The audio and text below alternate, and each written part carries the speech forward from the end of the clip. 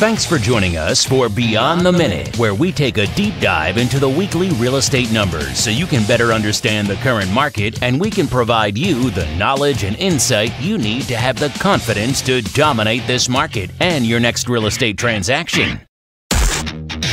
Welcome to the Monday Morning Market Minute.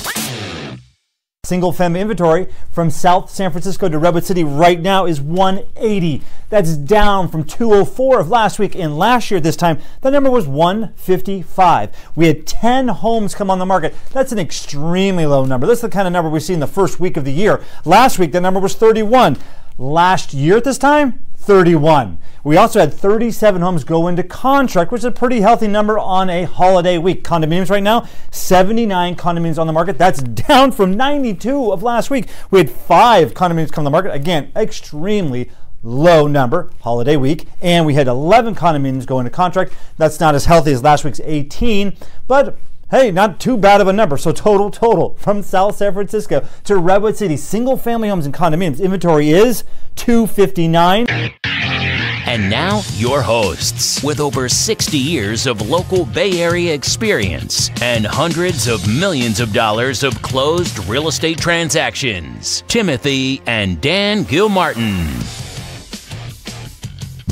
Hello, this is Dan Gilmartin, sitting down with the president of the Gilmartin Group, my brother, the Realtor's Realtor, Timothy D. Gilmartin, and welcome to episode 26 for Beyond the Minute, where Tim and myself continue to dive deep and unpack the Monday Morning Market Minute. Good morning, Tim. Morning, Dan. Well, it's July 10th, and after finishing the first week of the second half and making it through the holiday week, which was interesting having the 4th on a Thursday, which made it for an interesting market with people taking time off before the 4th and after the 4th or for the whole 2 weekends. Wouldn't you know it, inventory went down for the second week in a row with an extremely low inventory coming on last week, which is normal with the holiday week in the summertime. We did have 36 single-family homes go into contract, which is a healthy number for a holiday week, but the average days on market for those homes was a whopping 30. Wow. On the closed escrow side of the equation, we had 31 homes close escrow with a list price, sales price ratio of 102.5%, down just a smidgen, technical term. Hard to believe it's a 30-day market and still over 100%. Right. Which, that sort of speaks to that squishiness we were talking about 3 episodes ago, doesn't it? Right. We were squishy for that 30 days, and all of a sudden it's taken off again. So for those homes that went into contract, those 31 homes, their average days on market was 12 and a half. How interesting is that? So the homes that closed, those homes that closed 12 and a half, the ones that went into contract was 30.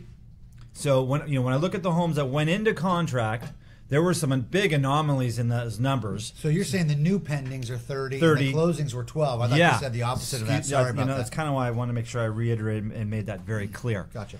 But very interesting. Yeah. To say the least. That again speaks to the last few episodes we've had, which is really kind of the last 3 weeks where the sale is showing up now. Mm-hmm. Well, so Tim, after hearing this week's numbers, after watching the Monday Morning Market Minute, what are your thoughts? Well, I think firstly we got to pay attention to the fact that the holidays are always a 2-week event, coming into the holiday and coming out of the holiday, and you tend to sell more coming in and list more coming out.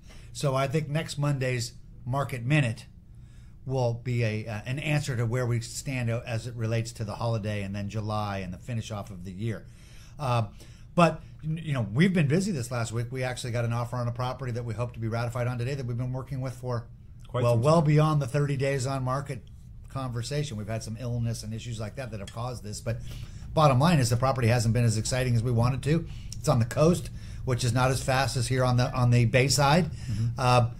But it's got an offer on it now, and that's because the buyer who tried to buy it last year sold their home finally in Fremont. And Fremont is different, or the other side of the bay is different than our side of the bay for that matter. So those are all kind of part of what's going on in our marketplace. The coast market versus this side, it's both a peninsula. Isn't it amazing? 5 miles as the crow flies, but a high percentage of our buyers do not want to live on the coast. There's only 2 ways in and out, right? Highway 92, Sharp Park Boulevard, or the third one being Highway 35 all the way at the north end of it all. That gets full of traffic mornings and afternoons. Used to be even worse when we didn't have the tunnel and the road would go out once a year, every other year, and people would have to drive an extra 40 miles to get home. So the coast has always had sort of a less dynamic marketplace. Less, there's a percentage of the population absolutely has to live on the coast, and they're the players, they're people that are out there, and the rest of them don't. And then some people go there because it's just less expensive. You can get a 4-bedroom home on the coast for $1 million, $1 million, $2 million, whereas over here it's $1.6 million. A lot of people, not a lot, but I'm hearing a lot maybe, or more often, I'm tuned into people saying how the market is funky. But the last couple broker home tours that I've been on, I was on one yesterday and I was on a couple weeks ago, holding a home open for the brokers, the real estate agents to walk through. They're all talking about, literally 90% of the real estate agents walking around now are talking about, isn't this market strange? Isn't it funky? Wow. You know what's strange and funky? It's just not quite as fast as they've all gotten used to, and they're actually having to do a little more work to get their property sold. We're all having to do a little bit more work to get our property sold. So that's what the market is. It's just not as hot. We've been saying this all year long. Last year at this time, the market was cracking. We've been building into that all year long, and we go from squishy to wow to squishy to wow. That's sort of a strange market. That's a little less dynamic than we've been. By the way, I was looking at statewide statistics. The Bay Area has got 7% less sales this year so far than they had last year to date. So, 7% less sales is going to be felt by the marketplace. I found that 10% is a big number. That's a market-changing kind of number. Now, interestingly, the median price is up almost 10% while sales are down. And when you look at the rest of the state, as soon as you go across the Bay, the number of sales are down and the price is down. Until you get to the Highway 5, Highway 99 corridor, where now they've jumped over that. That's where homes are least expensive for our area, and sales are up and prices are up. So this market is actually go from the coast to the Bay, to the East Bay, to the 680 corridor, to the 5 corridor. You're seeing differences that are playing out all the way throughout the marketplace. That really speaks to those stats, though, to what I'm hearing from actual real estate agents. When you're having that type of decrease in actual units being sold, and with the thousands of agents we have working in this tiny little area, there's only so much to go around. So it'd only it's going to affect agents' pocketbooks. Well, no less, as the 80-20 rule shows, the 20% which sell all the product are also the ones out on tour, who are also the ones actually suffering the 7% loss in sales numbers, not the ones who don't sell anything. Yeah. So that becomes even bigger for them as a number. Yeah. Right? The open house traffic this last weekend was actually pretty good in terms of the weekend before. So I'm talking about the weekend before the 4th. Man, that was a kind of a tough. Very quiet. And then the weekend, this last weekend after the 4th, much better. I think with the Thursday 4th, a lot of people actually came home Sunday morning having kind of been worn out by the whole week, for that matter. We had people come through open houses that just got back in town and want to come over and see it. So I think that was part of the traffic that we had. Sure. It's all, the holiday weeks are very interesting throughout the year, and I'm sure that when you watch our Monday Morning Market Minute, when you listen to these things, every time we have a holiday week, we have the same sort of conversation. Dan, it's a 2-week kind of thing. More buyers going in, more sellers coming out. That's why we always wait. I always wait 2 weeks to see, like, next Monday to me is the number I'm interested in. Sure, and then the weekend after that, or the week after that. Interest rates are in the news still. And down. Down. And by the way, driving the market, as a matter of fact, I was looking at the first half statistics. That was part of my little research this morning. Now, actually forgetting we were going to have this conversation. And interestingly, the buying sentiment has gone up over the last 30 days with the interest rates going down. That's what we need. Sentiment across is huge. the board. Well, exactly. Because I got real estate agents walking around with sentiment down in their head. Right. But at least I got the buyers with the sentiment up. The buyer survey sentiment is up at the moment, May, June. And that's going to reflect in July. I think we're going to see a busy finish of July. It's going to be very interesting to see it go better, actually, than it was in June. July tends to be a sluggish month, and especially starting now through school. The school starts August 15th, right? So this July to August 15th is kind of like half the people are on vacation. Should we just take July off? I wish I could, but no. We're too busy. Sold one yesterday, so I better stick around and sell some more. Let all the other agents take the month off. Let's stay here and sell property. Absolutely. We're here for you for that. kind of circling back, the economy as a whole, feeling still. You know what? I try to have these rhetoric. conversations that say this thing's got to be coming to an end soon, and then people say, well, but look at all the new buildings being built. And the reality is that's what we've been saying too. Look at all the new buildings. Look at all the new jobs. Look at all the new people we have. There's no sign today that says the market is over. Mm-hmm. All the signs today say the market is still marching on. And if you look at 10 years worth of cycle, of which the last 4 of the first 10 of this, the first 4 of the 10 were so terrible that if you look at growth from peak to peak, we haven't had as big a growth as we normally see peak to peak, which tells me that we have more room. You know, we had for that sold for what? There was a home in San Carlos that I had on the list to just briefly talk about on Edge Hill. Mm-hmm. That basically went about $200,000 over asking, sold in 12 days on Edge Hill. Mm-hmm. Great house. Edge Hill or Edgewood? Edge Hill. Okay. Edge Hill. Yeah. So we still have these big sales price list price ratios. Marketed correctly, there's got to be 5% in your price, right? Mm-hmm. Or when there's a 30-day market, 2.5% in your price. Mm-hmm. But bottom line is that we all know with our sellers that if we do our job right, the property should sell for more than our asking price or more than our marketing price, mm-hmm. because that's what we're setting up. That's what the market has demanded.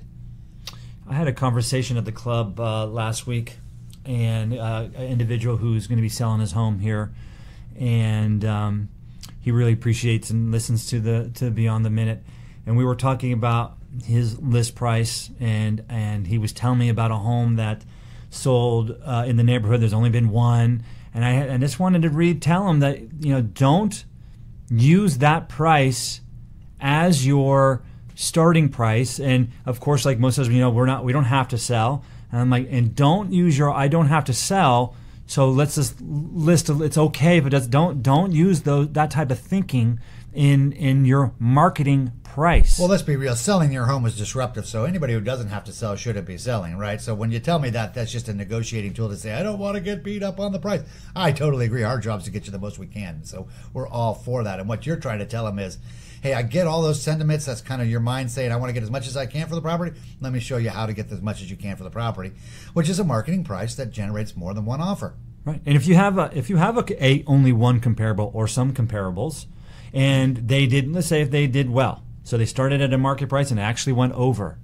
Mimic them, and maybe pull it back even 2%, maybe. Like really give yourself an opportunity to receive offers. Yes. Well, I was at a listing appointment the other day where, in fact, by the time I was done with my presentation, I was pulling my slingshot back a little bit further because I wanted to make sure that we got what we were after. Mm-hmm. Mm-hmm. Well, we've talked about this the last few weeks here, and of course with this July being a sluggish month, but inventory is still at a level that shows huge opportunity for the buyers who are home, especially after this holiday week. I absolutely agree. But wasn't it 2 weeks ago you said this was going to be a great buying weekend, and it turned out to be a great buying weekend. I think they're actually more expensive now than they were even 2 weeks ago based on energy. And yet people out of town for the next month should give buyers a better chance than they had in March and April to pick a home, negotiate for a home, purchase a home. Should a new seller wait for August? Should a new seller wait till... Oh, that's a great question. We sell homes every single month, so it really does depend on what your life goals are. I think this timing is part of the conversation, but it's only part of the conversation. Mm-hmm. Certainly. I mean, one side of the answer is, yeah, they probably should. But the other side of the answer, if you got a great house and it's ready to go, and you do the right marketing and marketing price, you'll be beating everyone else who's not doing that. Right. And homes do sell in July, so why not be the one that sells the best in July? Absolutely. So it all has to do with what your life circumstances are more than what month it is, I think. Sure. Any other questions you're getting out there? No, actually, the market lately, I felt that my people I'm talking to aren't feeling as squishy. They actually felt the market was kind of strong the last couple of weeks. But it is interesting how every other week or so we have a different conversation going on. So that's what I'm finding. I just find it interesting that the conversation going on between the agents amongst themselves and the buyers, how they're not totally congruent. Agreed. And yet, if the agents keep saying the market is squishy, that's going to be squishy, right? Sentiment. Yeah, exactly. They're the ones that are having the most conversations about it. Absolutely. Well, another show has gone by. We've run out of time. Want to continue to stay in the know what's really going on with the Mid-Peninsula real estate market? Then simply stay tuned to the weekly Monday morning market minute and then listen to Beyond the Minute to discover if the inventory has any dramatic shifts, if sales are staying on pace, or if there are any market events that could lead to change. Thank you again for listening. If you have any questions, continue to reach out to Tim and myself. Tim's tim@thegilmartins.com. I'm Dan at thegilmartins.com. And our website, thegilmartins.com. Hey, Dan, I'm sorry to interrupt you, but I got to say one statistic before this is over today. Oh. Can I interrupt you? Please do. Well, this one number hit me today. I was looking at the median value of a home in the state of California since 1968. And it's gone up compound annual rate of return of 8.12% per year. Wow. That means your home doubles in value in California every 9 years on average. Wow. You know what? I'm sorry to interrupt you, but I had to get that stat out because I think that's so powerful to understand that, you know what? Owning a home is key. Yeah. And probably the best investment you'll ever make. And by the way, you get to use it while you're investing. Hey, this is a live show, basically. We do record and post it out, but we right now are live, and that's why you want to continue to listen to Beyond the Minute to get our thoughts. Plus, if you decide to subscribe to the show on iTunes, Google Play Store, Stitcher, Spotify, or Pandora, you can feel comfortable. You won't miss out on any newest episodes or any newest thoughts from Tim. Hey, if you want to send me an email, I'll answer them as well. Also, it would be great if you could give us a 5-star review, which makes a big difference in spreading the word out even to more people. Have a great day. Have a great week, and we look forward to speaking with you next week. Thanks, Dan. Thank you.